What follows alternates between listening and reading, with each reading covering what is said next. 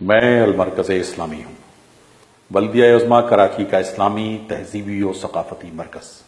میرے قیام کا خواب 80 کی دہائی میں 15ویں صدی ہجری کے آغاز کے موقع پر فیڈرل بی ایریا کے کونسلر اور جماعت اسلامی کے رہنما جناب اخلاق احمد نے دیکھا۔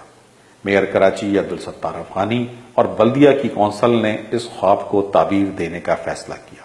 8 جون 1982 کو governor Sindh lieutenant general S M Abbasi نے سنگ بنیاد رکھا اور میری تعمیر شروع ہوئی۔ لاگت کا تخمینہ 1,28,00,000 روپے تھا، جبکہ پلاٹ کی قیمت بھی کئی کروڑ تھی۔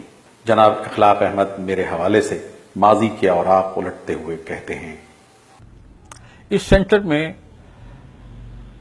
جو سیٹنگ ارینجمنٹ ہے وہ 750 افراد کا تھا، مرد نیچے اور گیلری میں اوپر عورتیں، اور جو مختلف ہال اس میں تعمیر کیے گئے تھے اس میں یہ تھا کہ اسلامی ممالک کے میں جو کلچرل ڈیولپمنٹ ہوئی ہے اس کے ماڈلز، اس کے نقشے، اس کے چارٹس، اس کی رپورٹس یہاں رکھی جائیں۔ ساتھ میں اس کا خیال یہ تھا کہ اس کو ایک ریسرچ سینٹر کے طور پہ بھی استعمال کیا جائے۔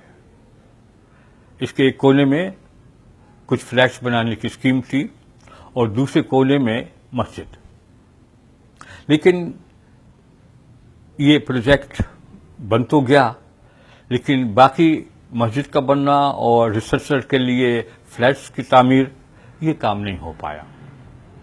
87 میں ڈاکٹر فاروق ستار کراچی کے میئر بنے۔ میں ان کی ترجیحات میں شامل نہیں تھا۔ تعمیراتی کام کی رفتار سست ہو گئی، لیکن کام جاری رہا۔ 90 کی دہائی میں میری تعمیر مکمل ہو چکی تھی، لیکن ارباب اختیار کی توجہ اور دلچسپی نہ ہونے کے سبب میں ایک خالی عمارت ہی رہا، ادارہ نہ بن سکا۔ 2001 میں نعمت اللہ خان کراچی کے پہلے ناظم منتخب ہوئے۔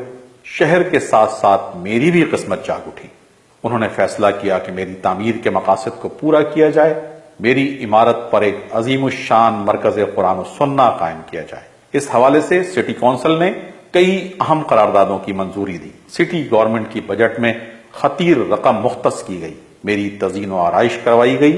2005 میں آڈیٹوریم کے لیے بیش قیمت کرسیاں خریدی گئیں اور اے سی پلانٹ نصب کروایا گیا۔ شہر کے معروف اہل دانش پر مشتمل گورننگ باڈی تشکیل دی گئی۔ میرے احاطے اور آڈیٹوریم میں مختلف نوعیت کے اسلامی، تعلیمی اور ثقافتی پروگرامات منعقد ہونے لگے۔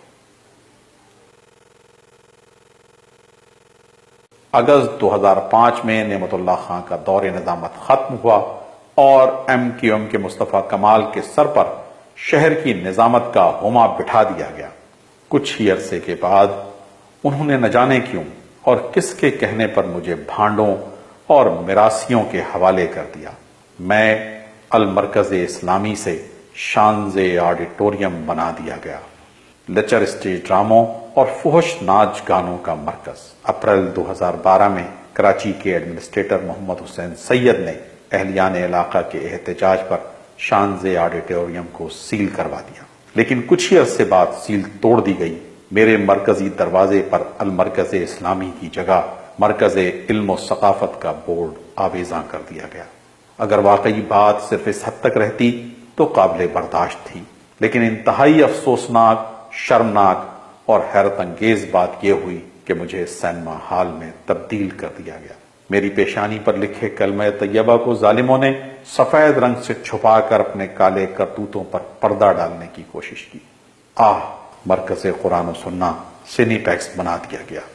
شہر کے وسط میں واقع ایک سرکاری عمارت میں پاکستان دشمن پڑوسی ملک بھارت کی فحش اور نیم اریاں فلموں کی نمائش شروع ہو گئی۔ کچھ لوگوں کو میری کہانی پر یقین نہیں آتا۔ میرے در و دیوار میں بنے محرابوں اور چھت پر بنے گنبدوں کو بھی یقین نہیں آتا کہ مملکت خداداد میں ایسا ظلم بھی ہو سکتا ہے کہ مرکز قرآن و سنہ کو سینما گھر میں تبدیل کر دیا جائے، اور ایسا کرنے کے ذمہ دار وہ لوگ ہوں جو خود کو بانیان پاکستان کی اولاد کہتے ہیں۔ وہ بانیان پاکستان کہ جنہوں نے پاکستان کا مطلب کیا، لا الہ الا اللہ کا نعرہ بلند کر کے پاکستان حاصل کیا تھا۔ میری محرابیں، میرے گنبد سوال کرتے ہیں کہ بابری مسجد کے گنبدوں کو شہید کرنے والے تو جنونی ہندو تھے، میرے گنبدوں کی حرمت کو پامال کرنے والے لوگ کون ہیں؟ کوئی اپنا تو یہ کام نہیں کر سکتا۔ یقین جانیے کہ میں شانزے آڈیٹوریم نہیں ہوں، شادی لان اور سینما گھر بھی نہیں ہوں، میں المرکز اسلامی ہوں۔ کراچی کے لوگوں، گنبد 1400 سال سے اسلامی طرز تعمیر کی علامت ہیں، سینما گھروں پر گنبد نہیں ہوتے، یہ بات کون نہیں جانتا؟ کیا آپ میری شناخت کی بحالی کے لیے آواز اٹھائیں گے؟ ان الذين يحبون ان تشيع الفاحشة في الذين آمنوا لهم عذاب